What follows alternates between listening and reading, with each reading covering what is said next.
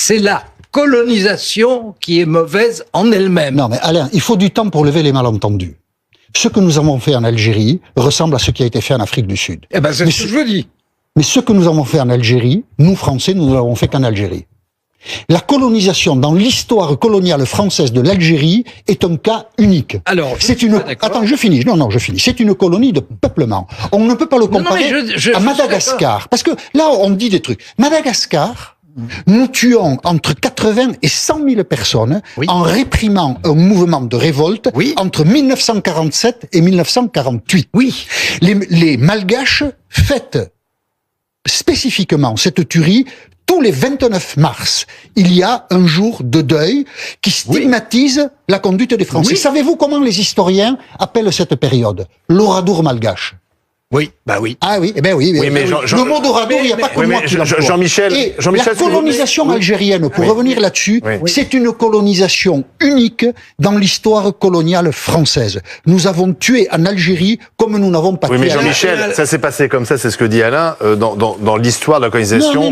D'autres peuples ont massacré, ont voulu chasser. Mais si, quand les Arabes ont conquis la Méditerranée, il y a eu aussi, on parle de la France des années 1840. Oui, mais ce qu'on vous reproche, c'est de focaliser sur la France et pas dire que ça s'inscrit malheureusement dans une histoire mondiale. Mais c'est faux. Mais il faut beaucoup plus de temps que notre émission qui est trop courte. Donc la France est coupable. 1840. La décision de faire une colonie de peuplement.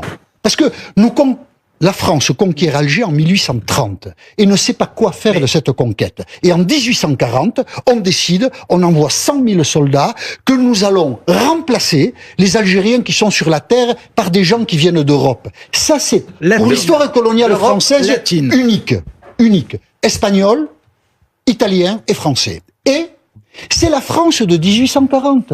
Les droits de l'homme, c'est 1789. Vous comprenez, ça n'est pas les exemples coloniaux d'avant. Nous professons des valeurs que nous ne respectons pas. Et je voudrais juste ajouter une chose. Nous donnons aux Algériens la nationalité française. Et nous les inscrivons à partir de 1881 dans un statut de l'indigénat qui est de fait un apartheid. Tout cela, nous ne voulons pas le reconnaître. Social aussi. Il y a un reportage d'Albert Camus dans l'Alger républicain du 5 au 15 juin 1939. Il a fait un reportage en Kabylie, qui est un choc terrible quand les Français lisent le reportage d'Albert Camus, 1939. Il parle d'esclavage. Pourquoi on veut pas le voir? Albert Camus parle d'esclavage. Pour reprendre ce que dit Jean-Michel,